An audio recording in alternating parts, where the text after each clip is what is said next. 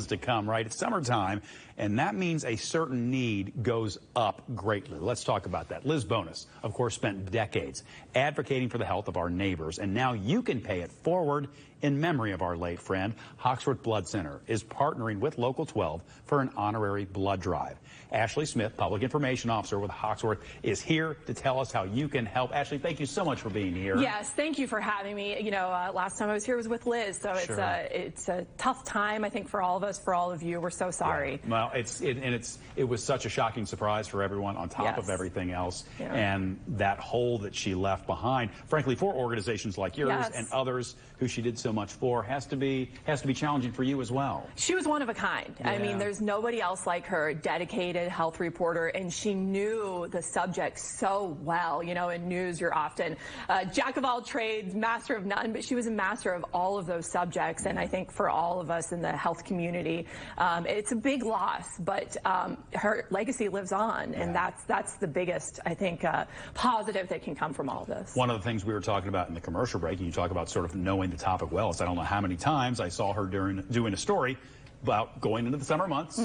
And for Hoxworth, there are two things kind of that happen. The need for blood goes up, and the number of donors goes down. Yes. So it's a unique set of challenges right now. It is. We're losing our high school drives, of course. It's summer, so we have to fill that gap. But also, people are traveling. They're out of their normal routines. They're not thinking about wellness. They're thinking about going to the swimming pool, going on vacation, going to Kings Island, all those fun things. We want them to do all of those things, but there are still patients in more than 30 local hospitals that rely on blood from Hoxworth donors, and blood cannot be manufactured. It can only come from those volunteer donors.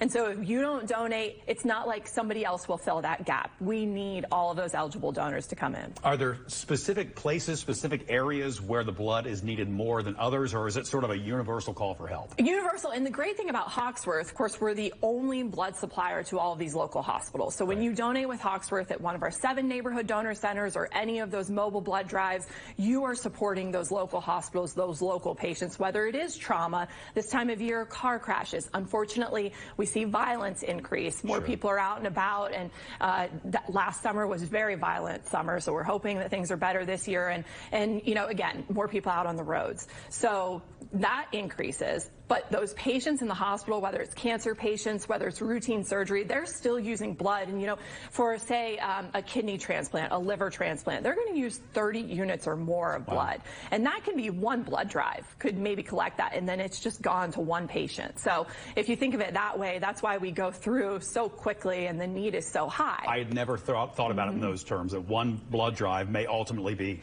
one patient. For one patient. Exactly. Yeah, that's pretty remarkable. Yeah, right now I would say specifically our O donors, O positive, O negative, who we really rely on heavily, but also we've seen our A types dip a little bit, so A positive and A negative.